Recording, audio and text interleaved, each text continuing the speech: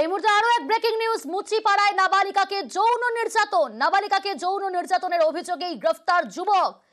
রৌনক রয়েছে আমার সঙ্গে, রৌনকের কাছে জানার চেষ্টা করব মুচিপাড়ার ঘটনা, মুচিপাড়ায় নাবালিকাকে যৌন নির্যাতন। রৌনক, মুচিপাড়া থানার অন্তর্গত ঘটনা। নাবালিকাকে গত পরশুদিন তারই দিদির বার্থডে পার্টি আছে বলে বাড়ি থেকে নিয়ে যাওয়া হয় এবং নিয়ে গিয়ে সেদিন রাত্রিবেলায় তার উপরে যৌন নির্যাতন চালানো হয়, এমনটাই কিন্তু অভিযোগ।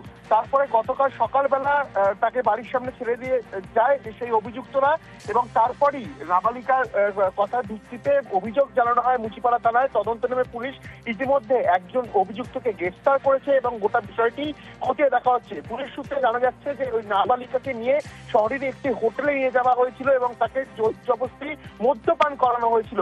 গোটা বিষয়টি ইতিমধ্যে পুলিশ খতিয়ে দেখছে এবং যে তার আত্মীয়র নাম করে তাকে নিয়ে গেছিল সেই আত্মীয়কেও কিন্তু ইতিমধ্যে আটক করে পুলিশ জিজ্ঞাসাবাদ করছে। বেশ।